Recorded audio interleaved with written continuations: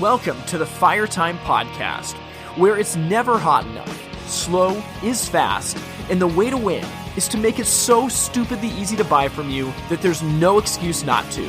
I'm your host, Tim Reed. And it feels so good to be back. Welcome to Season 4 of the Fire Time Podcast. And I feel like things could not be any more strange than they are right now. We are in the middle of the COVID-19 crisis. Businesses all over the country are either voluntarily shutting down or being forced to shut down, and no one knows what the next few months are going to hold. And so I'm really excited to be getting back in front of the mic to be able to speak with you guys and deliver content that is hopefully very relevant to allowing your business to continue and just keep pushing forward in the midst of this crisis that we're in right now. And I actually have a little bit of housekeeping news to share with you guys. I am actually stepping down from my job at Fireside at the end of the month, and I created a company actually a couple of years back called Reed Marketing LLC, and I'm going to be jumping full-time into that. And it's been just amazing to walk down this path with Fireside. They've been so gracious to me, and they're actually going to become a client of mine that I'll be doing some marketing work for, but they have absolutely set me up to take this step. And it's just funny because I was planning on doing this for a while and kind of walking down the path with Fireside, and I had all these speaking engagements lined up that were going to be part of the Fire Time tour, and now with the coronavirus, pretty much everything is getting either canceled or postponed. So it's kind of funny. I mean, I'm leaving this comfortable job and jumping into an unknown in the midst of just a crazy economic time. So I feel like everybody's just in a state of disruption, and we're all looking for a path forward. And I'm really excited with this season of the podcast in particular, because I feel like the topics that we're going to be addressing in these episodes are so relevant to the climate that we're in right now. I didn't see it coming when I booked these guests and planned these topics, but man, it's just funny how it works out. So here's the way that Season 4 of the podcast is going to work. The first number of episodes are going to be with guests, just like we normally have. And guys, I'm telling you, this season we got some heavy hitters. I'm personally on fire from these conversations, and I can't wait for you to hear them. But what's going to be really cool is that the back half of Season 4 is going to be a series of episodes that me and Grant Falco put together about the different departments of your hearth business. And our hope is you could go to these episodes again and again and again to understand how to think about your company, how to divide up responsibilities, and how to systematically attack these departments one by one to build an incredible company with team members who love coming to work. And this couldn't be coming at a more relevant time. I mean, it's crazy to think that we're almost to episode 50. And I was going through an old notebook of mine, and I found this actually right before the very first episode of the podcast came out. And I had just listened to an interview with Simon Sinek, and I was writing down the reasons why I felt like the Fire Time podcast had to exist. And there's 3 words I wanted to share with you. I'm just going back to this notebook: resource, inspiration, and family. And looking back on it, I think that we've started to create that. I feel like now more than ever, we need a resource. In this economic time, we need to be inspired, and we have to have a family that comes around us. So I hope that this podcast is able to do that. And in light of the word family, this conversation today is going to be terrific. So at the HPBEXPO this year in New Orleans, I sat down with Grant Falco of Falco's and Steven Schroeder, the co-CEO of Napoleon, just like we did last year. And we had an amazing conversation about the dynamics of family business. Now, one thing I have to say is that anytime you're doing a live episode, things can get interesting. And we had a couple sound issues while this was going on, so you're going to hear some of the audio fluctuate in and out slightly during the episode, but don't worry, the content is still amazing. Hey everybody, welcome to the live episode of the Fire Time Podcast at the HPBEXPO. We're really excited to be here, and I'm joined by Grant Falco with Falco's, Steven Schroeder, the co-CEO of Napoleon, and I'm just excited. I think this is going to be a super fun conversation. Thinking about our industry is made up of a lot of family businesses. I would guess like 70+% of the companies here have some family connection in their business. And so what I'm excited to talk about today is just the fact that family business dynamics exist in huge companies like Napoleon and smaller companies like Falco's. And it's really cool to be able to share common ground just around what works, what can we do to make our family businesses better, how do we deal with conflict. And I think it's going to be a really fun conversation. So thank you to you guys that are watching. And I feel like, it would not be the podcast without rolling the intro. So I'm going to roll the intro real quick, and then we're going to jump in. How's that sound? Sound good? All right. Welcome to the Fire Time Podcast, where it's never hot enough, slow is fast, and the way to win is to make it so stupidly easy to buy from you that there's no excuse not to. I'm your host, Tim Reed.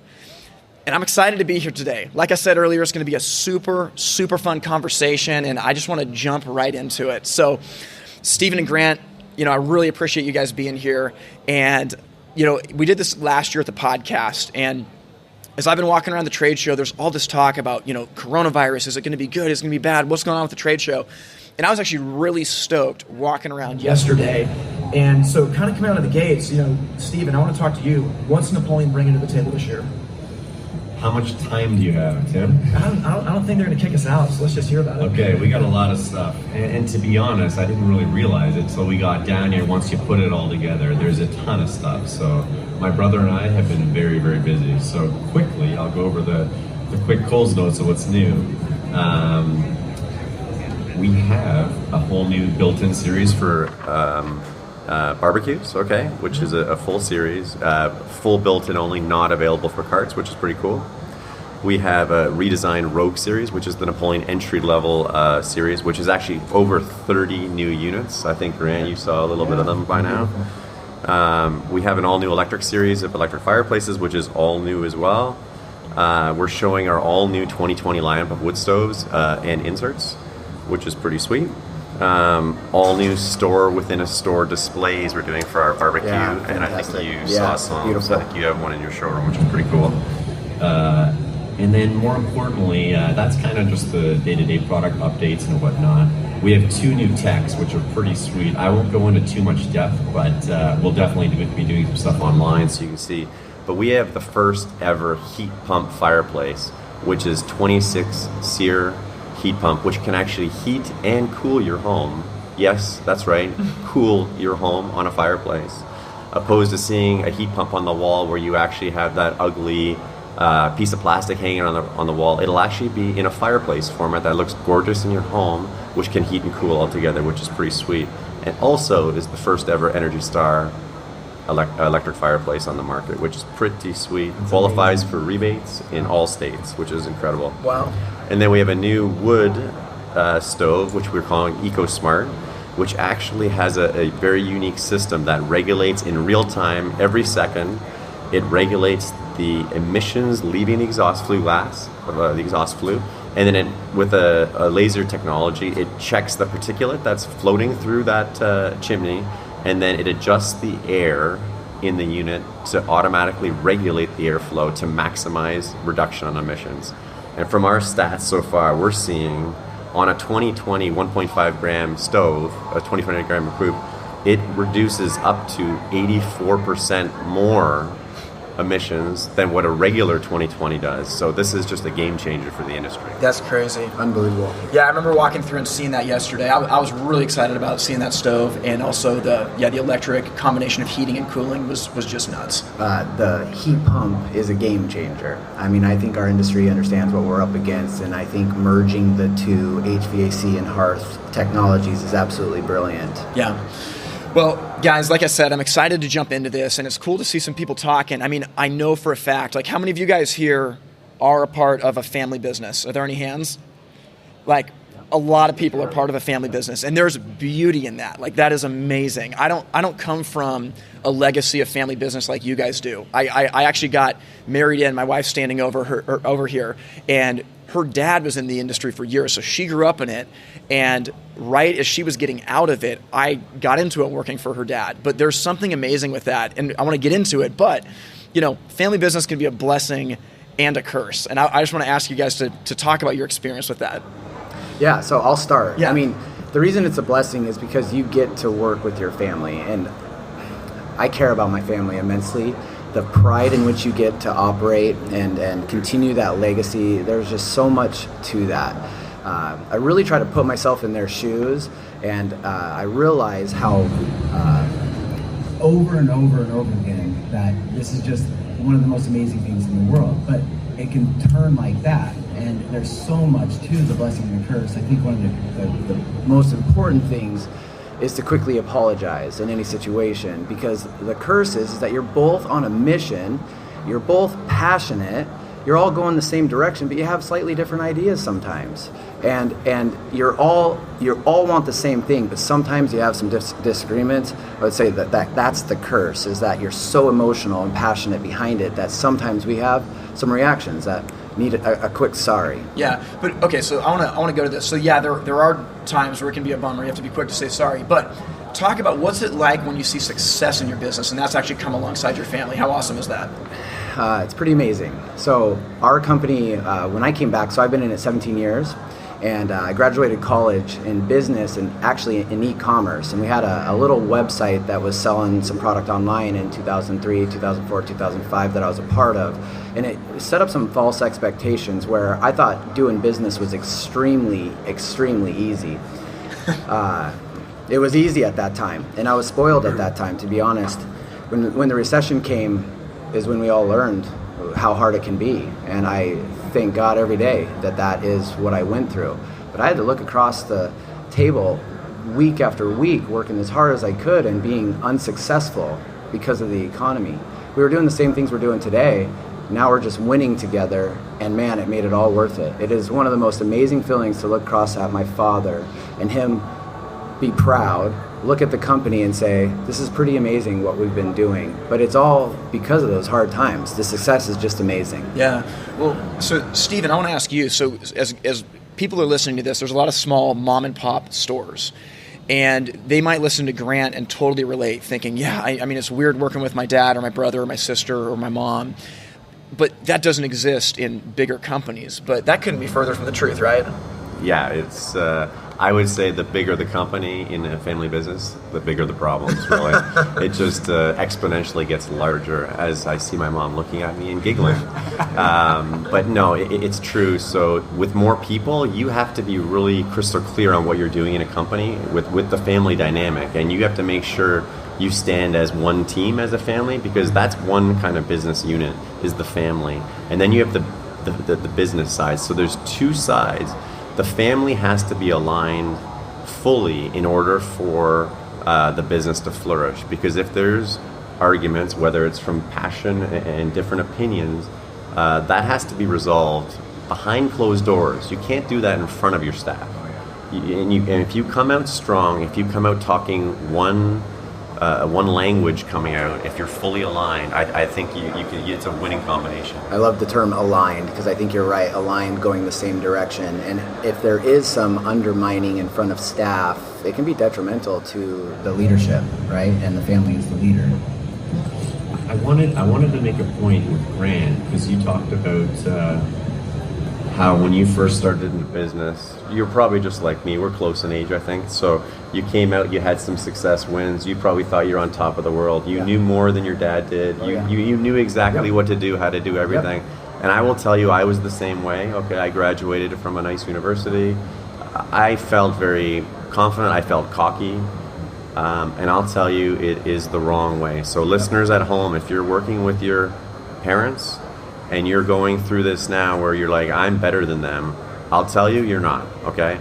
And there's a compromise between what your parents know from this extreme amount of experience and practicality and probably logic, from what you were maybe educated on, and maybe what the newer, the newer tech that you know and the newer ideas that you have. It takes a long time. I think in our family, it took 10 years to really get the balance down between the new gen and the old gen and making it work together. I think that is so critical to understand. You can't walk into your family business and expect to be the boss in year one, because it's going to take 10 to 15 years of hard work. Yep. I mean, we have to change to improve our companies. And as we take over a legacy company, you need to change, and it has to be a humble approach because you're changing the things that they've done. And in a way, you're almost telling them, if it's in an emotional, arrogant, cocky way, like you know everything, you're telling them that they were doing it wrong. If it comes from a humble place, you're and you understand why and you explain it, it's a whole different perspective when you're aligned to make those decisions. Yeah, I think it's awesome you guys are bringing this up because what you're describing with a legacy business transitioning generations, honestly, that's kind of where our industry is right now, right? It's like our industry is really about 30, 35 years old probably, and we're kind of in the middle of this transition point where over the next 10 years, like, there's going to be a lot of movement, and we're trying to figure out how does technology play into things? How can we capitalize on the success that has got us here, but not be just stagnant? How can we take that drive, that work ethic, and really that, like, our industry is built on like an entrepreneur's just work ethic and determination. How can we take that and now start to build something that's even bigger as we become into, I guess, more maturity as an industry, right? Okay, well, we talked about this a little bit last year, and I want to get into it because I think it's really important. So, Stephen, you talked about the difference between the family and the business. Grant, I know that your family has done a really good job of setting up boundaries. How do you set up boundaries within a family business? I know for a fact that that's difficult to do. Well, I think we are a family and we are a business, and it has to be treated like that. And I'm just going to say it starts at the dinner table. When I was young, my mom had rules, and she held us to those rules. And whether it was my dad or my brother, when we were in the business, we were not allowed to talk about work. And it was hard at first, and it still is hard at times, but you have to understand that the family is here and the business is here. And you can't blur those lines. So what are those boundaries specifically for you guys? So no dinner table? Yeah, no dinner table. We spend time together. We vacation together. As far as the boundaries, I'm not exactly sure. And it never comes up on vacation? No, it depends. But yeah, I mean, it's going to come up, you guys. It's going to come up. You try your hardest to manage that situation because you know it's emotional. And so, we try to avoid it. My father, I don't know if everybody knows this, but I have a unique dynamic. You guys have a unique dynamic. My father is a sales manager for EnviroFire. He sells to a supplier that I buy from. Like, we can't talk, or we undermine the process. So truthfully, our boundaries are, we talk about my kids, we talk about life. Like, we don't focus. My dad, we meet to talk about work, So those are our boundaries, and it was created because we have a unique entry into this hearth world. My brother is a rep for Pit Boss Louisiana Grill. My uncle is a sales rep for Gorman Distributing, all last name Falcos. It's a unique dynamic, but we try to stick to family as our conversation majority of the time. Yeah, and we schedule our work time. I like that. So, within our company, I think it started from when my mother and my father worked together. I think the same thing. They had their issues of bonking heads a lot. And as me and Chris grew up in the company, I actually took after my mother, and she was responsible for the sales and the marketing and more the administrative side of the business. And my father, who was always the R&D, he's your classic entrepreneur. He looked after the operations, new product development, logistics, all that type of stuff, assembly, production. And so since me and Chris have come up, we have kind of adopted those same roles. And you know what? We keep it very separated, okay? So if there's a new logistics company we're going to be dealing with that's going to be doing all our freight, it's actually Chris's decision. I might weigh in on it, but it's his call at the end of the day.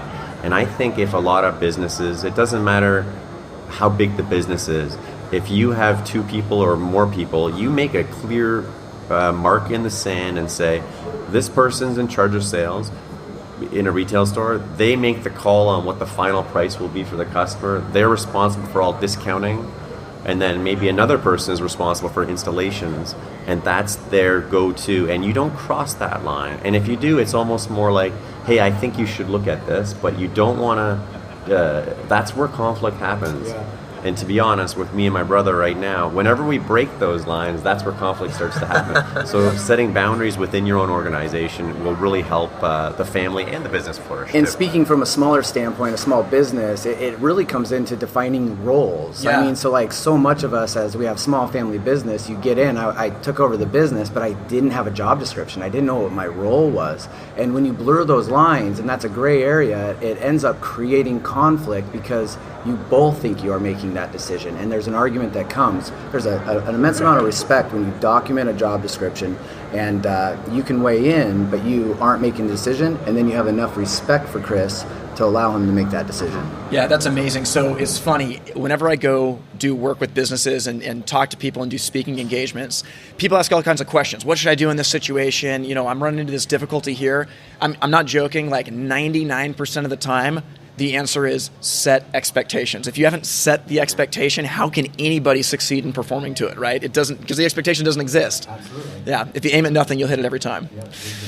That's amazing. Well, okay, so Grant, you brought up your father, and I guess, Stephen, you did as well. So I want to ask you guys, because both of you have kind of these legend fathers in the industry that, you know, Stephen, your dad pioneered this monster company that you guys are running now, started with, you know, nothing and started building wood stoves. Grant, you know, your dad took over a family business as a third-generation owner. The business used to be a fruit stand. Literally, they used to run a fruit stand in Spokane, and now they've got this huge, just amazing, top-notch retailer. So what has it been like growing up in the shadow of such successful fathers? A blessing and a curse. You know, it's been, I wouldn't change it for anything. One of the coolest parts is that I get to come to this trade show every year with my father.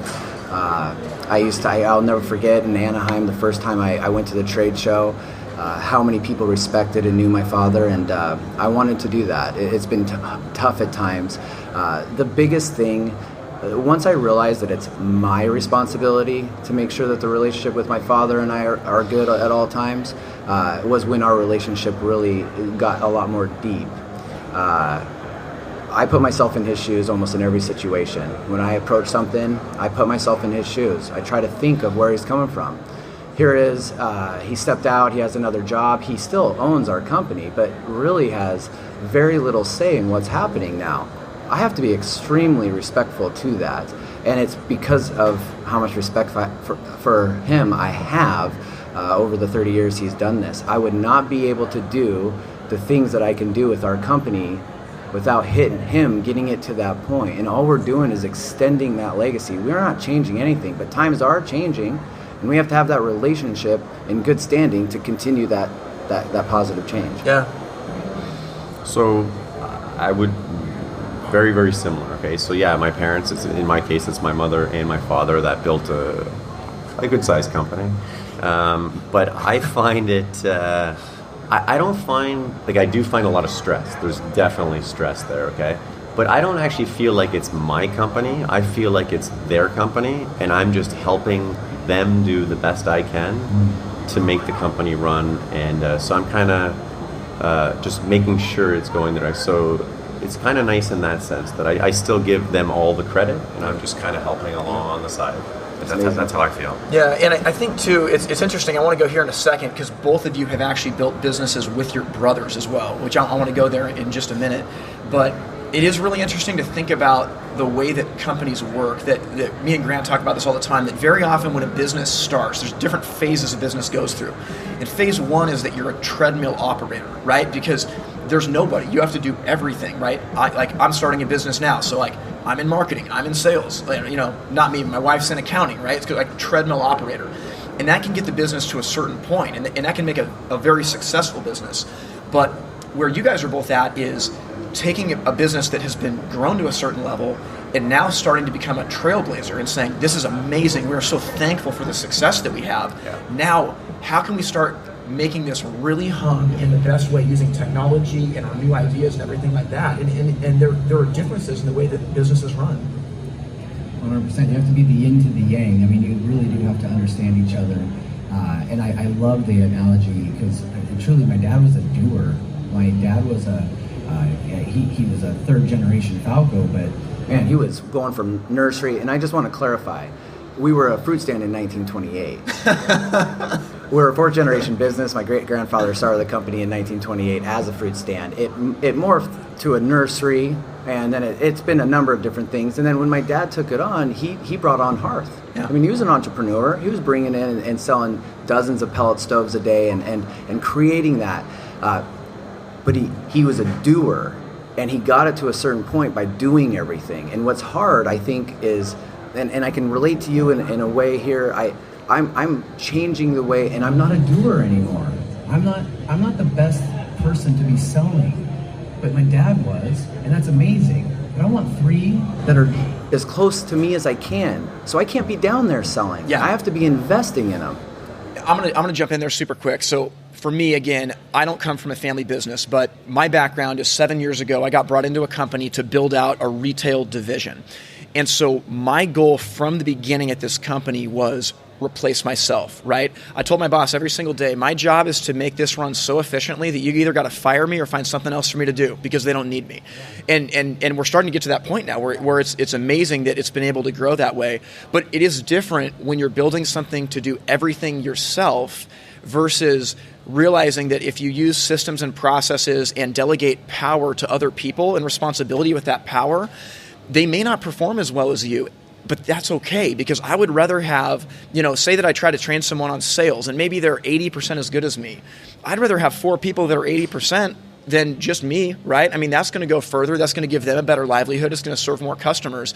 And I think that is a transition point that we're all trying to figure out. Yeah, in family business, it's your father. We talked about separating. Your boss is your father. So you're actually going to your father and saying, I want to do less. That's what he hears. I want to do less. But that's not the case. I believe in holding the process and the system responsible more than the people, and have developed, and we went from, when I took over the store 6 years ago, we had 18 employees, we have 34 employees now. We went from 2 installs to 4 install crews. We've been able to grow because I got out of the way. I manage from a top, and I have leaders underneath me that I continue to nurture, guide, and teach so that there's, in essence, mini-me's everywhere. Yeah. And it's been extremely successful and empowering to our employees because, again, in family business, where's their growth track? You want them to be able to get to that leadership level, and so employees are a little bit more motivated as well. Yeah. Well, we kind of skipped over brothers, but I do want to highlight that because both of you have grown and are growing businesses with your brothers. What's that dynamic like? It's really good, actually. It's you know exactly what they're good at. You know exactly what they're not good at. So yes, you definitely rub each other the wrong way a lot. Like, there's a lot of conflict. But you know what? At the end of the day, like, I'll call my brother if we get in an argument.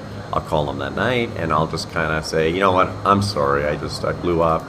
And you get over it. And then, you know what? He says the same thing back. You know what? I apologize too. I wasn't listening to what you were saying. And you know what? At the end of the day, if you do that, and you mentioned at the beginning, Grant, that if you can do that process, I think it'll make your company really, really strong. Yeah, there has to be a super amount of respect involved. And if there's no respect or trust, it is extremely difficult. My brother is my best friend, like hands down, my best friend. And he was with our company for 8 years. And obviously he has now moved on. And it was an amazing transition, but we would get emotional. We would get in fights. We wanted, maybe sometimes even physical. We might talk about it in a little bit. But we were just wanting the same thing. We were just wanting the family to be successful. We were just wanting our employees to win. You're on the same path, but you have different ideas. And when emotions are in, it's like literally, it's almost always like 2 hours later, you're just like, dang it, I need to apologize. Yeah. Shoot a text, make a phone call, say that just wasn't needed. You have to be quick to apologize. If you let it fester, it's hard to come back from that. Oh man, that's so good. Yeah, it's like a feather pillow, man. Once you let those feathers out, they're not going back in the pillow. You got to keep it tight. Guys, take notes if you work with your brother here. Take notes on that. We'll be right back to our conversation with Grant Falco and Steven Schroeder in just a minute. Hey, right now, we're in the midst of a crisis, and businesses all over the country are closing their doors, and frankly, we don't know how long it's going to last. Cash flow is tighter than ever, and everyone is looking for the answers of what needs to be done. Well, in the time that we've had to think about this, I want to share with you a new sales funnel that we have to be thinking about. If your business doors are closed, the only way a customer is going to connect with you is via your website. And it's more important than ever that your website is on point, generating leads, and working for you. So with that in mind, we need to be thinking about a new sales funnel. And I want you guys to think about the sales funnel in 3 steps. The very top of the funnel, level 1, is your website needs to have a chat service to engage customers. So your team members need to be working either from their mobile phones or from their laptops via chat to engage the customers as they come onto your website. The next level down of the sales funnel, stage 2, is going to be to generate a customized estimate. So after you've chatted with this customer, you need to have a way to deliver an instant estimate into their inbox to let them know what the project's going to cost. If it's too expensive, you can work with them on finding something that's more in the budget range that they have, but the goal is engage them in a chat and then provide them with a customized estimate right away. And that moves you on to stage 3 of the sales funnel, which is scheduling a video consultation. This is different than we've ever done before, but I'm telling you, we are going to have to adopt this model over the next few months. So stage 1, engage customers via chat. Stage 2, provide them a customized estimate. And stage 3, schedule a video appointment as if you were in their own home to sell the job. Now, this is something that you got to get started on right away. And if you need help, I want to tell you about Wi-Fire. This is something that I've been personally building for the last 3 years, and it's a sales system designed to do everything that we've just talked about and more. But you can engage your customers via chat. You can provide instant estimates to them that are contextual to their exact situation.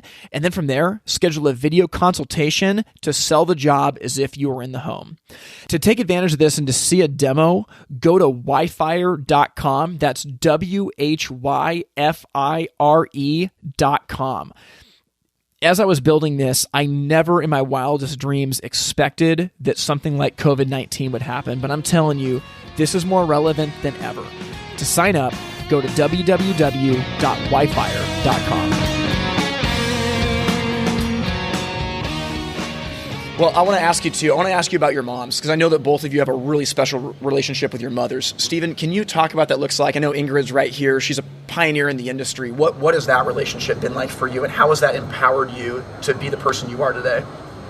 Well, really, from when I first started in the company, I've been working in the company a long time. Like, I actually went from doing, working on the assembly line, right up to co-CEO, which is kind of crazy, but my mother was my kind of coach all the way along. So, and I actually took on all the roles that she does now. So she was my board of directors all the way along. So in the beginning, I was doing stuff for her, and then I started to realize from my schooling that I might actually have some stuff I could bring to the company. So together we worked really well together, and then eventually it got to the point where I actually took her office, which was pretty cool. I want to say something. So Stephen and I we've gotten close over the last year. I mean, we are, one of the things, and when we talk, I'm blown away by how humble you are. It blows me away. And last night I asked him and told him that. I told him that I was blown away by how humble he was, and he just said, "My mom." Yeah. My mom. She laid down the law. I knew what was right and wrong, and that was, yep, exactly right. I can see it. And I would say the same thing for me, truthfully. My mom is the glue that kept us together. I mean, she saw all our weaknesses and continued to fill those voids, and she's that person behind our business, just putting every finger in every hole. My mom is by default our accountant and now liaison to the accountant, but man, she's our protector, she's our guide, and my dad would just fully tell you we couldn't have done this without her. She's in the grind behind the scenes and probably the hero of it all. If you look at our company, my dad's the trailblazer, he's the entrepreneur, he's the one that's saying, hey, let's build this, let's build this, let's build this. And my mother was the glue behind it that stuck it together to make sure it didn't all fall apart. That's exactly. And that's what mothers do, right? Exactly whether right. It's in a family or in a business, right? We appreciate it. Well, I want to ask you guys this. So we've talked just briefly about it, but when sparks fly, what happens next? Sorry. Yeah, what if you're right? What if you're right? It doesn't matter. It truly is the family comes first, right? So your brother's first, second, you'll work it out. And most of the time, it's with brothers, I mean, it might be an ego thing a lot of times. A lot of times you guys know what the right answer is, or you can figure out the right answer. It's just emotions get in the way. Two heads are better than one. I think in the heat of the moment, you think you're smarter than the other person or have a better idea. And you're right. You have to, when sparks fly, you got to separate and take time to cool off. That's the way to do it. So if you ever, anybody that's listening has that, just take time. Just say, you know what? Let's talk about this tomorrow morning. I'm going to go back doing what I do. You go back. Let's not continue to argue. Let's just chill out, even though you're probably pretty heated. But it's the best way. No, I have been in situations where I have been heated with my father, stopped and walked away and just told him I had to walk away.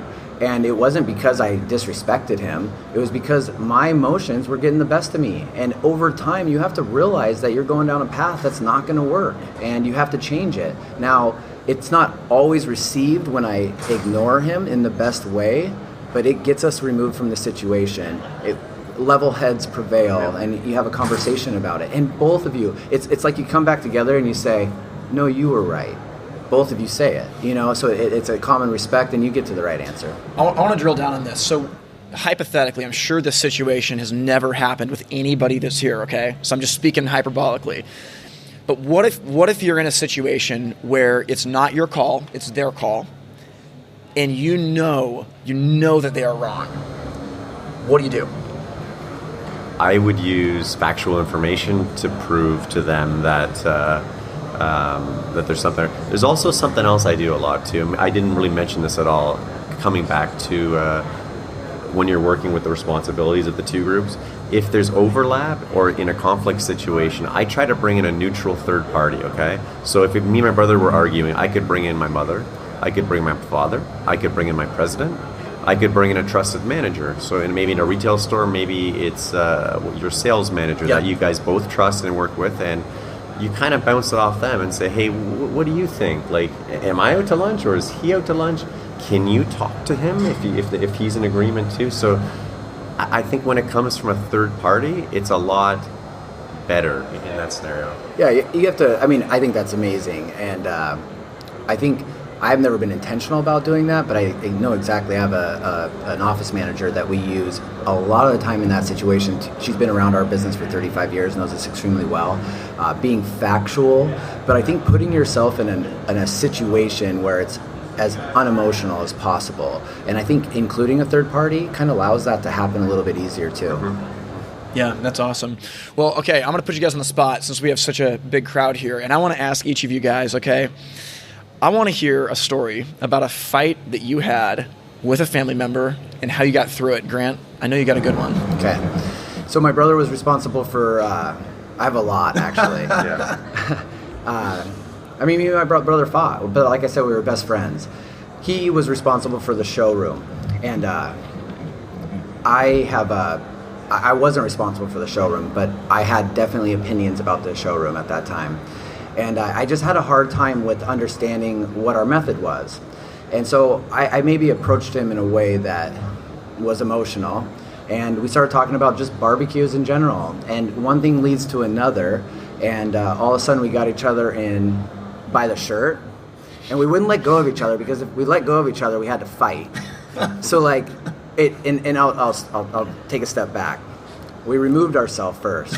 So this wasn't in the middle of the showroom. This was not in the middle of the showroom. We went out back, and one of our managers watched us, and he said it was embarrassing. It was like the funniest thing I've ever seen, because we were yelling and screaming at each other. We had each other by the shirts, but we wouldn't let go. So it was like you were dancing. It was the craziest thing. We're going around, and eventually we just separated.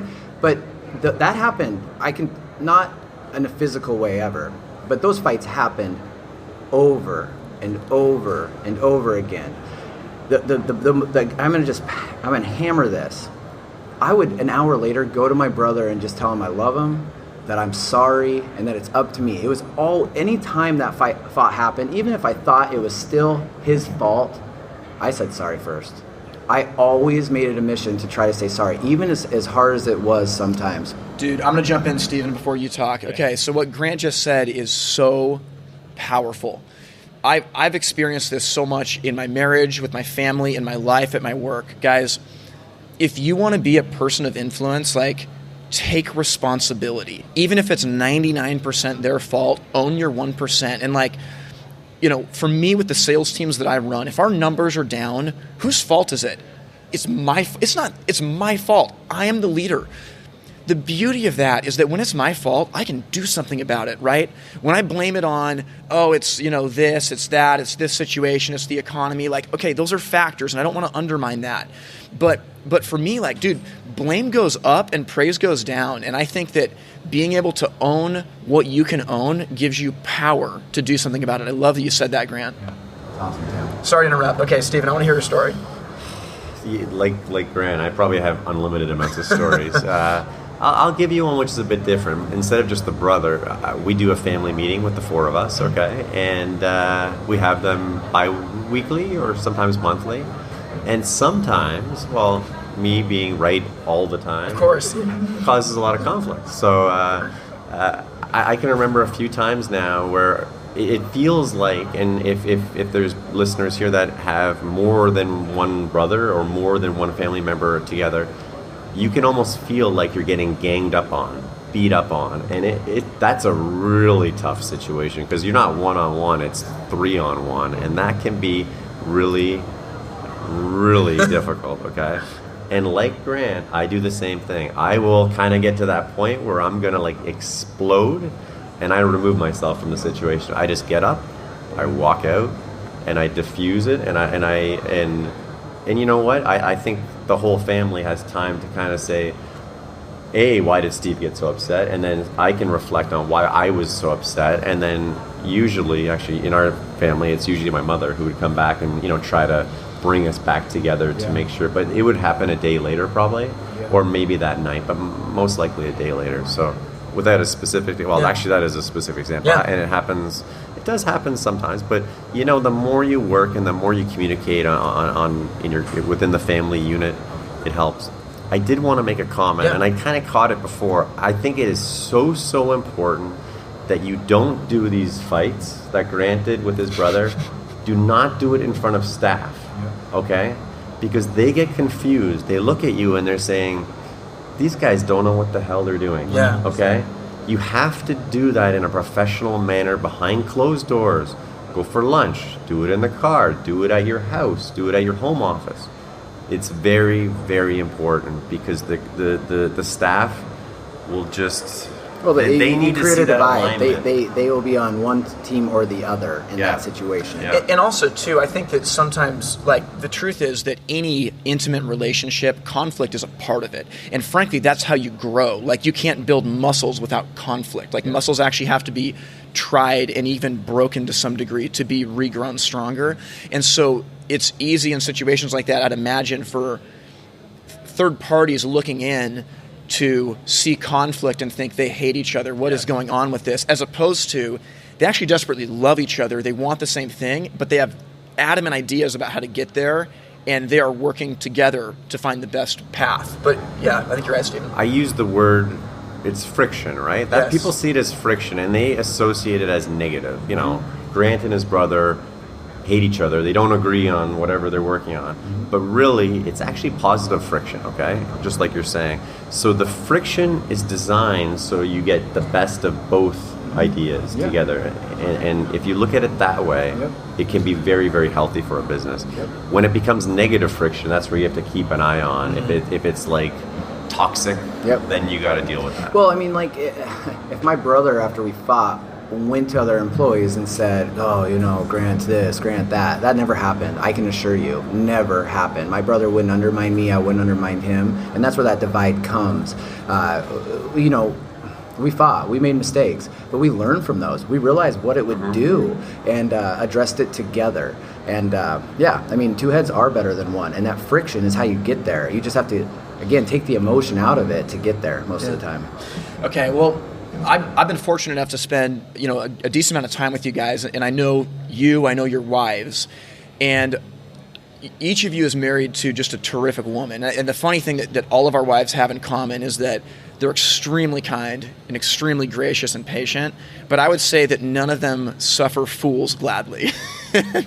And I want to ask you guys, though, how has your relationship with your wife helped you navigate the dynamics of a family business? I just want to ask that question. I'll jump in. So I didn't get married until I was 31 years old, and I was working in the business since I was 22 years old. When your personal life is more dramatic than your work life or stressful, it makes it impossible to work on the business and even work in the business with a direction. And I'll say my 20s, I dated, I had stress, and I wasn't the business person I needed to be. My wife is a direct reason I am who I am. We're not perfect by any means, but I love my wife, and she creates no drama. She supports me. I can't even believe it. There might be a night that I don't call her at the expo. She has never been mad at me for that. The drama is out of our relationship. It's not in our relationship. I get to focus on work and go home and play with my kids and enjoy life. But bringing that stressless personal life to the plate was the biggest blessing in my life. And I didn't know what I was searching for, but I was searching for that ease in a relationship, and that's what I got with my wife. And it has allowed me to prosper in business. Some people escape their lives to work, and you can't do that. The work has to be your stress. That's truly, and my wife has taken that and helped me build a business by just creating no stress. Mm-hmm. And it's, again, you guys, we have fights, but I can't tell you how amazing it is. You guys aren't grabbing each other out in the parking lot, right? Yeah, no, none of that dancing stuff. But no, it's just been amazing how easy she has made my life, and I couldn't be here. I couldn't be doing things we are with our business without her. It's pretty amazing. So with me, my wife is really like my board of directors, if I look at it that way. Women think differently than men, if you haven't noticed yet. I've heard that. So, you know what? I bounce a lot of things off my wife, and I'm doing it more and more, okay? Even to the point where I'm like, here, I'm about to send this email on my phone. What do you think? And I'd say 9 times out of 10, she's like, you can't write that. That's like too aggressive, or that's, you can't say that word. And it's amazing how much value she can give to what I'm doing in my position. Whether it's at an event here, going for dinner with groups, with customers, but day-to-day business, dealing with the family side of the business. And I think leveraged properly, I think I'm in a good space right now where she adds a ton of value. She probably doesn't know that. Yeah. I need to tell her. Yeah. Well, I think one of the things our wives also have in common is being blunt and telling us when we're idiots. You're and right. They check us, and they check us. Well, I've seen you be checked by Jessica. It's amazing. She's laughing over there. And I saw Shannon last year in the podcast with us, and she managed you. You were a little bit nervous. I was nervous. We were all a little bit nervous. We hadn't done this very much. And it was amazing to see her. She was right there with you. And I felt like it was needed, and you could see she had this calmness over you, and it was pretty special to see. Yeah, and my wife is right here, and I'm laughing, Stephen, as you're talking about emails, because I consider myself to be a decent writer. I'd like to think so. I try to communicate well.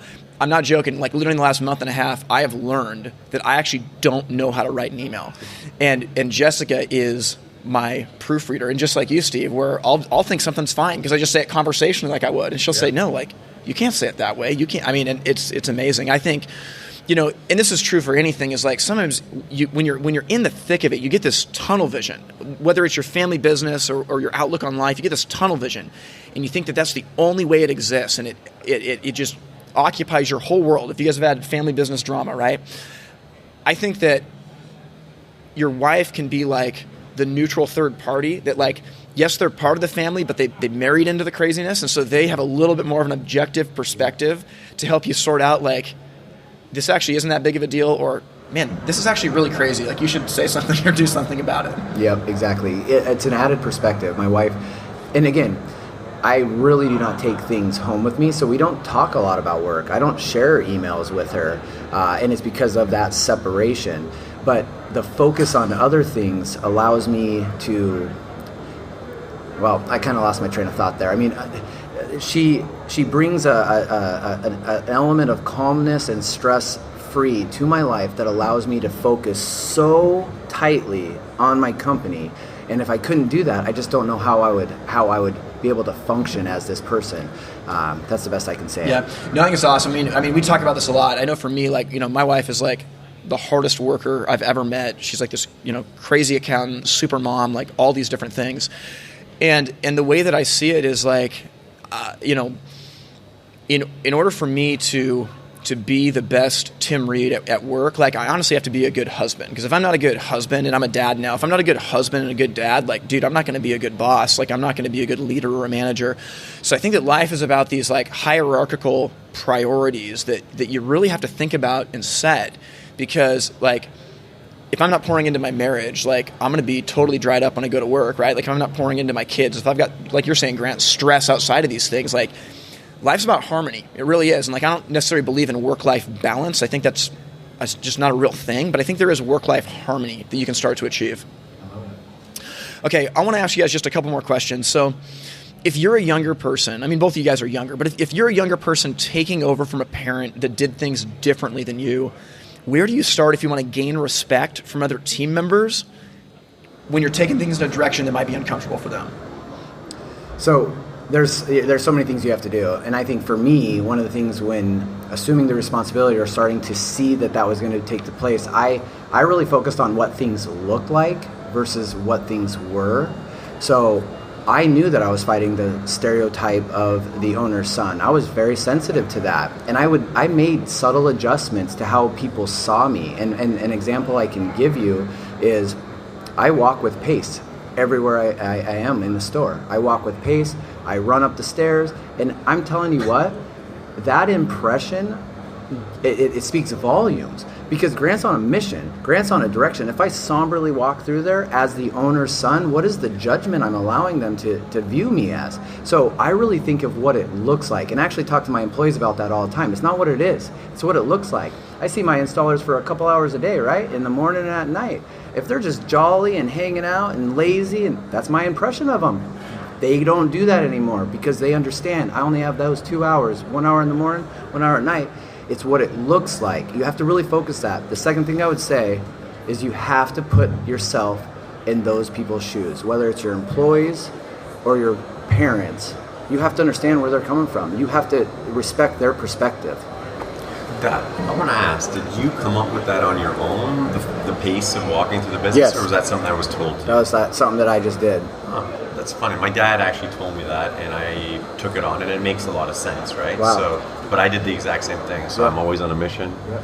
Breaks would come, like when I was working in the factories, I would, like the break would hit, I would work through, like the 15-minute breaks before lunch, like in the middle of the day. I would just continue to work through them to show people that I cared. So. Yep, absolutely.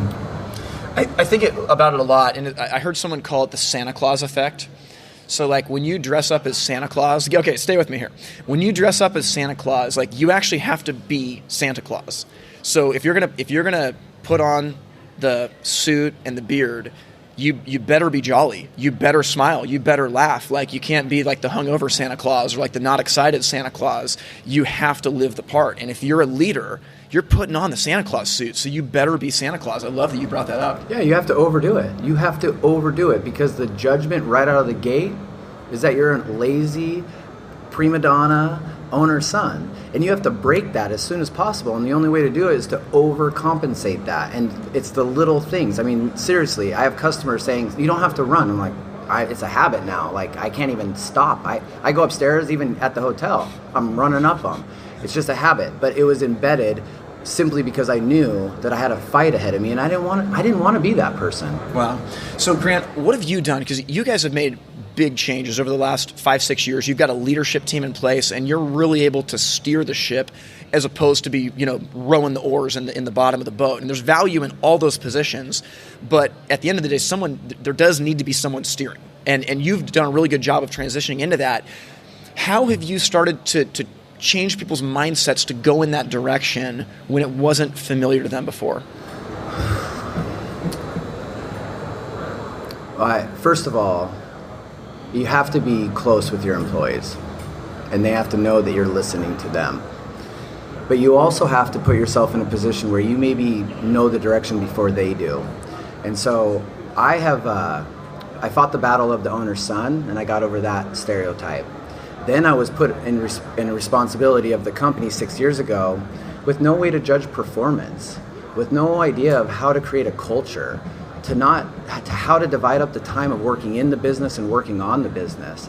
And so I had to fight my dad thinking I wasn't selling or wasn't doing these things and I was being lazy, and come up with a way to run the company, a way to see performance, a way to understand what our investment is. And really it starts with understanding clear expectations. I was just going to say that. Like having clear expectations, setting goals, having a mission, aligned in that mission. It doesn't happen overnight, but if you can create clear expectations and couple that with some consistent accountability, as you grow your business, you'll create a culture that you're looking for.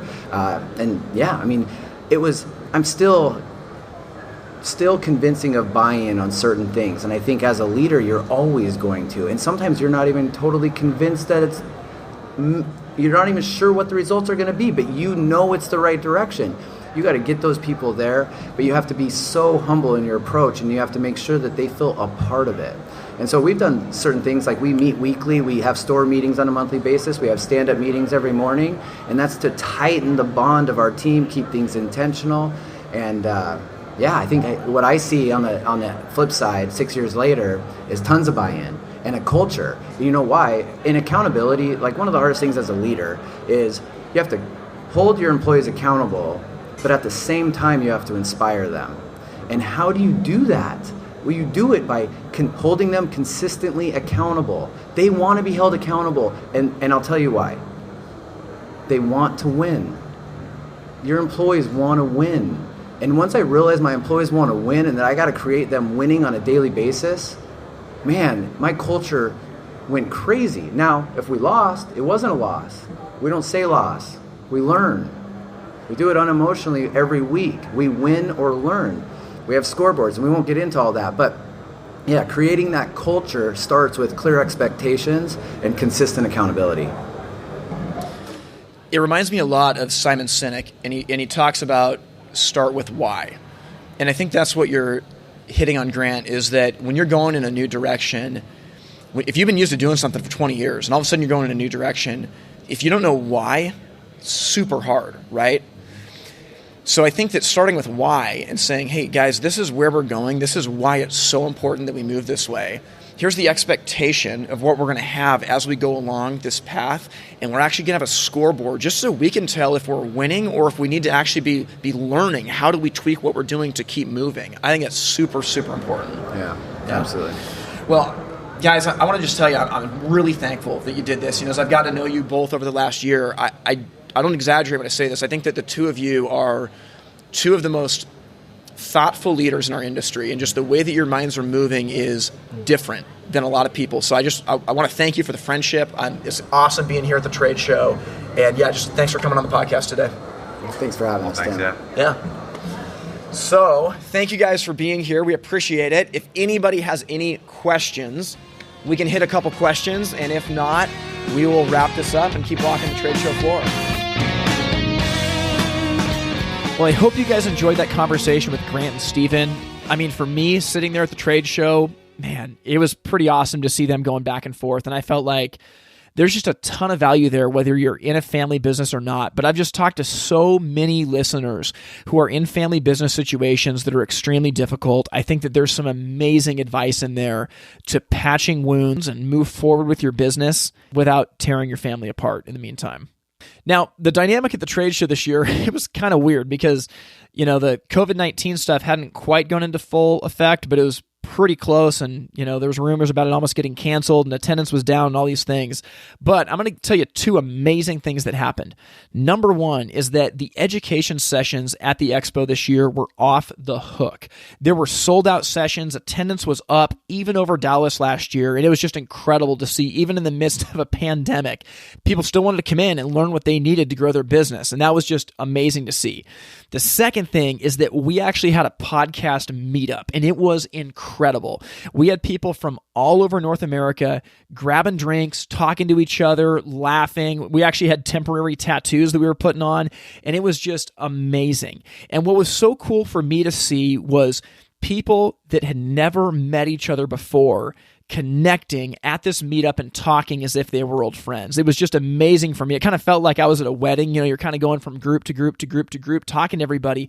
But it was incredible to see the community that's being formed around the podcast. So stay tuned. We will definitely find a way to do more of these meetups at industry events.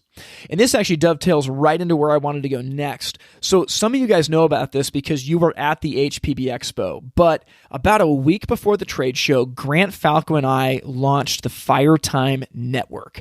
And this is an idea that we had about 9 months ago, but basically our goal is to take the community that the podcast has created and bring it to the next level.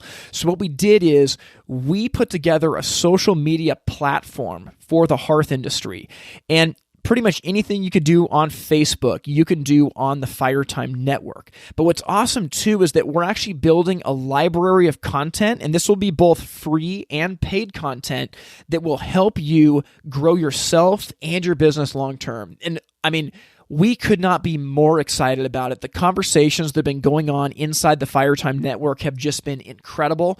And if you go there right now, there are 5 courses that are totally free that have to do with everything from running an installation department to how to organize team meetings to winning more sales. I could not be more excited about this.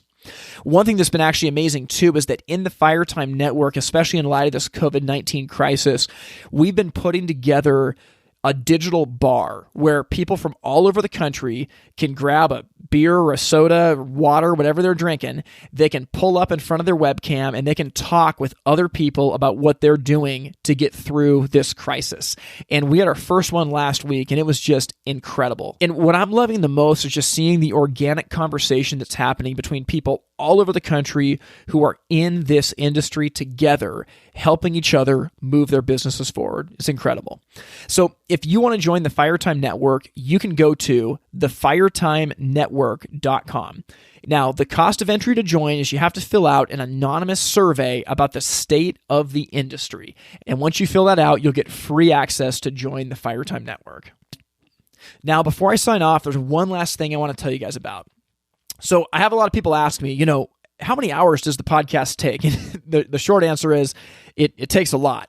And in the near future, I'm looking to outsource some of the hours that this podcast takes to operate. And to do that, it takes some money. So what I did is I set up a Patreon account for the podcast. And for those of you who aren't familiar, Patreon's a service where people who get value out of this podcast can subscribe to give on a monthly basis whatever they're comfortable towards this podcast. Now, I'm going to make this super clear.